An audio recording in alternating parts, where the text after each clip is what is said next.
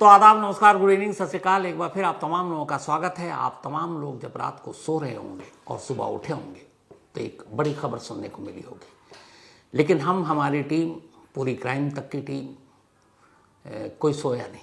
उसकी वजह ये थी कि रात करीब 1:50 पर अचानक एक खबर आई, और 1:50 पर जब ये खबर है उसके बाद एक एक कर जो लोग घर लौट चुके थे वो सब वापस दफ्तर पहुंचे। कुछ लोग अभी अभी गए हैं ताकि थोड़ा आराम कर लें, फिर वापस लौटें। तो कल रात आखिरकार जो कुछ हुआ 22 अप्रैल को पहलगाम में, जिसकी चर्चा हो रही थी कब कब कब, तो आखिर एक ऑपरेशन पूरा हुआ। और इस ऑपरेशन में अभी तक जो खबर है वो ये है कि 26 लोगों के मारे जाने की खुद पाकिस्तानी आर्मी ने पुष्टि की है, कंफर्मेशन दिया है। सुबह से आप लोग अलग अलग सोशल मीडिया पर, न्यूज़ चैनल पर एक नाम सुन रहे होंगे, ऑपरेशन सिंदूर। इस पूरे ऑपरेशन सिंदूर की पूरी डिटेल, जो खुद एक प्रेस कॉन्फ्रेंस हुई अभी, जिसमें colonel Sofiya Qureshi, wing commander Vyomika Singh, दो हमारी जांबाज महिलाएं, देखकर गर्व होता है स्क्रीन पर जब वो आकर इस तरह से ब्रीफ करती हैं। इसके अलावा विदेश सचिव हमारे विक्रम मिस्री, इन तीनों ने एक प्रेस कॉन्फ्रेंस की। उससे पहले एक वीडियो चलाया हाल में जो भी हमारे ऊपर हमले हुए थे, चाहे वो पार्लियामेंट अटैक हो, 26/11 हो, उरी हो, पुलवामा हो, और आखिर में पहलगाम, और उसके बाद पूरी ब्रीफिंग। शुरुआत इस ऑपरेशन के नाम से, ऑपरेशन सिंदूर। ये नाम प्राइम मिनिस्टर नरेंद्र मोदी ने दिया था, सुझाव उन्हीं का था। लेकिन ये नाम जानते हैं क्यों पड़ा? पिछले लगभग कई सालों में आतंकवाद की वजह से हमारे देश में 350 लोगों की जान गई, 800 से ज़्यादा घायल हुए, और उनमें ज़्यादातर मरने वाले मेल थे, पुरुष थे, पति थे। लेकिन एक तस्वीर ने 22 अप्रैल को पहलगाम से जो सामने आई, हर एक के कलेजों को छलनी कर दिया था। वो तस्वीर ही ऐसी थी। हिमांशी नरवाल पहलगाम में बैठी हुई हैं और उनके बराबर में एक लाश पड़ी है।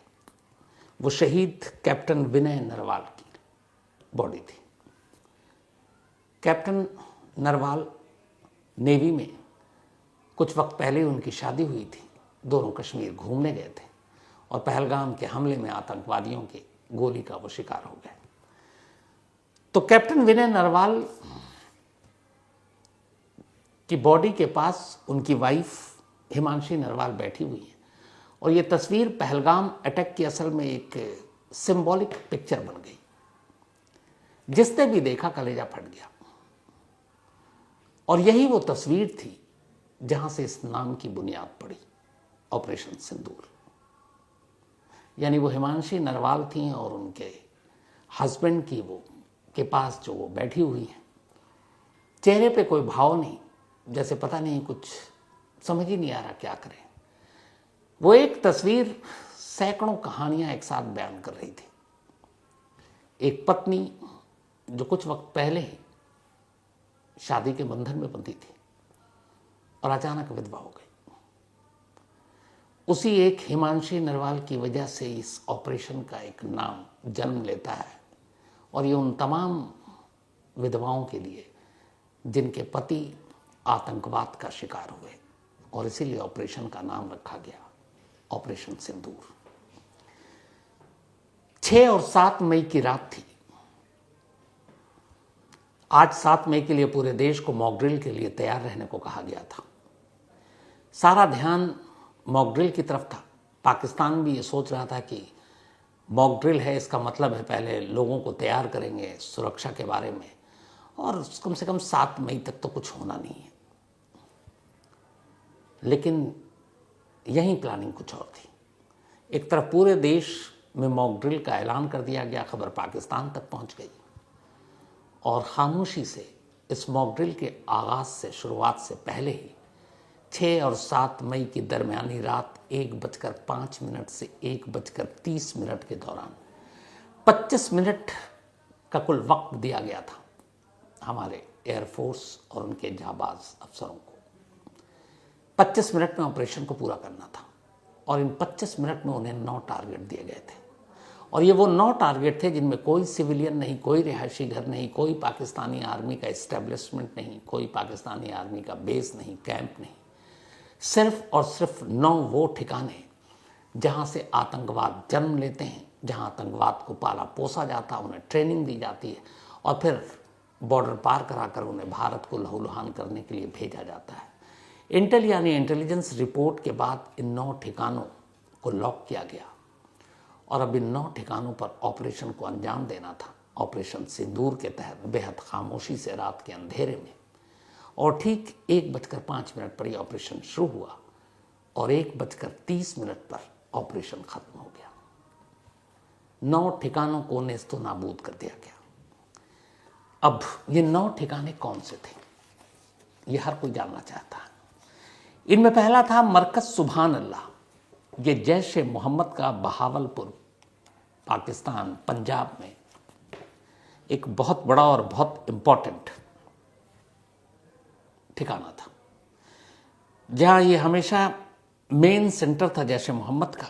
15 एकड़ इलाके में ये फैला हुआ और इस सेंटर में, इस मरकज में हमेशा नए नए आतंकवाद को पैदा किया जाता था। और यही वो सेंटर था जहां 2019 में जो पुलवामा हमला हुआ, उसके सारे आतंकवादियों को इसी सेंटर में ट्रेनिंग दी गई थी। नाम है मरकज सुभान अल्लाह, बहावलपुर, कराची के पास, पंजाब, पाकिस्तान। ये इंटरनेशनल बॉर्डर से 104 किलोमीटर की दूरी पर था। ये सबसे गहरा टारगेट था, क्योंकि इंटरनेशनल बॉर्डर से 104 किलोमीटर अंदर घुसकर मारना सबसे रिस्की काम था। पीओके तो चलिए हमारा बिल्कुल करीब में है, एलओसी के बॉर्डर, लेकिन ये 104 किलोमीटर, इसका मतलब है पाकिस्तान के अंदर घुसकर ऑपरेशन किया गया और बाकायदा इसकी तस्वीर है। तो मरकज सुभान अल्लाह, इससे मौलाना मसूद अजहर जो इसका चीफ है जैश ए मोहम्मद का, ये उसका मेन सेंटर था। और इस सेंटर से ना मालूम कितने ही आतंकवादियों को तैयार किया गया और इसी सेंटर से पुलवामा के जो आतंकवादी आए थे जिन्होंने हमला किया था, ये इस सेंटर से थे। तो पहला निशाना था मरकज सुभान अल्लाह, जैश ए मोहम्मद का एक तरह से मेन सेंटर। उसको निशाना बनाया गया और उसको तहस नहस कर दिया गया। कितने लोग मरे हैं इस मरकज के अंदर, फिलहाल गिनती पता नहीं। दूसरा टारगेट था मरकज तैयबा। ये लश्कर तैयबा का मुद्र के पंजाब में एक बहुत बड़ा सेंटर है। लश्कर वही है जो टीआरएफ, जिसने पहलगाम में हमला किया, जिम्मेदारी ली, उसी का एक शैडो ऑर्गेनाइजेशन है। सेकंड टारगेट जो दिया गया था वो ये मरकज तैयबा था, लश्कर तैयबा का एक बड़ा सेंटर, और ये इंटरनेशनल बॉर्डर से 18 किलोमीटर की दूरी पर था। 82 एकड़ में फैला हुआ है ये सेंटर, और इस 82 एकड़ में जो सेंटर है उसमें बहुत अलग अलग पढ़ाई भी सिखाई जाती है, ब्रेन वॉश भी किया जाता है, टेररिज्म भी तैयार किया जाता है। करीब 1000 स्टूडेंट्स जिन्हें ब्रेन वॉश करके कट्टरवाद सिखाने का काम लश्कर तैयबा का चीफ हाफिज सईद किया करता है। और ये मुद्रे के पंजाब में मरकज तैयबा उसका एक ख़ास सेंटर था, इंटरनेशनल बॉर्डर से 18 किलोमीटर दूर। और ये वही सेंटर था जहां 26/11 के हमले के एक गुनहगार जो जिंदा पकड़ा गया था, अजमल कसाब, उसको यहाँ ट्रेनिंग दी गई थी। ये इंटेल के पास पूरी रिपोर्ट थी। डेविड कॉलमन हेडली, इसको भी इसी सेंटर में ट्रेनिंग दी गई थी। तो 2 बड़े जिन्होंने 26/11 की साजिश रची और उसके हमले को अंजाम दिया, उनकी ट्रेनिंग का ये सेंटर था मरकज तैयबा। तो मरकज तैयबा में ये दूसरा अटैक किया गया और इसमें भी भारी नुकसान हुआ। निशाना सटीक था, बिल्डिंग की जो तस्वीर आई है वो तहस नहस है। तो ये हुआ दूसरा। तीसरा टारगेट था सर्जल तेहरा कलां फैसिलिटी, जैश ए मोहम्मद का ये एक और सेंटर, इंटरनेशनल बॉर्डर से 6 किलोमीटर अंदर। ये शाकरगढ़ डिस्ट्रिक्ट, नौरवाल, पंजाब, पाकिस्तान में है ये सेंटर। और इसकी जो मेन बिल्डिंग है, जैश ए मोहम्मद यहाँ पर ट्रेनिंग देता है और इसके अंदर अलग अलग तरह के ट्रेनिंग कैंप चलते हैं। ये भी जैश ए मोहम्मद का एक सेंटर है। और यहाँ 18 बल्कि 6 किलोमीटर दूर घुसकर ऑपरेशन को अंजाम देना था। और इस जगह पर भी बहुत सारे मोहम्मद अदनान अली, मुफ्ती अब्दुल रहूब असगर और ऐसे न जाने कितने थे, अली जान काशिफ, शाहिद लतीफ़, इन सबको यहीं पे पाला पोसा गया, इनको बड़ा किया गया और इनको तैयार किया गया कि जाओ हिंदुस्तान को लहूलुहान करो। तो 9 टेरिस जो कैंप चल रहे थे उसमें तीसरे नंबर पर था सर्जल टेहरा कलां फैसिलिटी जैश मोहम्मद का। इस बिल्डिंग को भी काफ़ी नुकसान हुआ, नेस्तो नाबूद किया गया। चौथा सेंटर था जिस पे हमला किया गया, महमूना जोया फैसिलिटी। ये हिजबुल मुजाहिदीन HM का एक तरह से हेड मराला सियालकोट के अंदर है। 18 किलोमीटर इंटरनेशनल बॉर्डर के अंदर, 18 किलोमीटर अंदर जाकर इस सेंटर को तबाह करना था और हमारे एयरफोर्स और फाइटर जेट ने वो काम किया।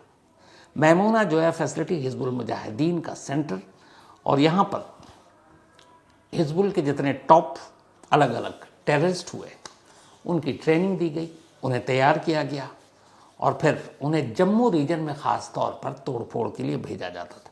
ये जो सेंटर था महमूना जोया फैसिलिटी हिजबुल मुजाहिदीन का, इसका काम ही था एक पूरा इलाका इन्होंने जम्मू का चुन रखा था और ये इनका ये था कि यहाँ पे ऑपरेशन हमें अंजाम देना है। इस सेंटर को भी गहरी चोट मारी। रात के अंधेरे में इस सेंटर को भी नेस्तो नाबूद कर दिया गया।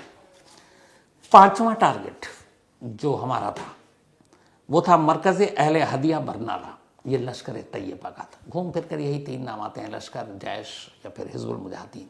ये भिम्बर डिस्ट्रिक्ट अब ये था जो अभी तक आपको मैंने बताया, ये पाकिस्तान के अंदर था। फ़र्क आप ये देखिए कि अब पाकिस्तान चाहे वो सियालकोट में हो चाहे मुद्रिके में हो, ये पाकिस्तान के अंदर है। 100-104 किलोमीटर दूर जब घुसा वो पाकिस्तान के अंदर है। तो कम से कम पाकिस्तान के अंदर 1, 2, 3, 4 ठिकानों पर हमले किए गए।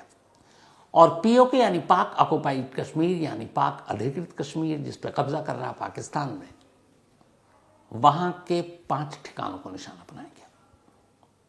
उनमें पहला था मरकज़ अहले हदिया बरनाला, लश्कर तैयबा का। ये LOC से सिर्फ 500 मीटर की दूरी पर यह कैंप चल रहा था, लाइन ऑफ कंट्रोल।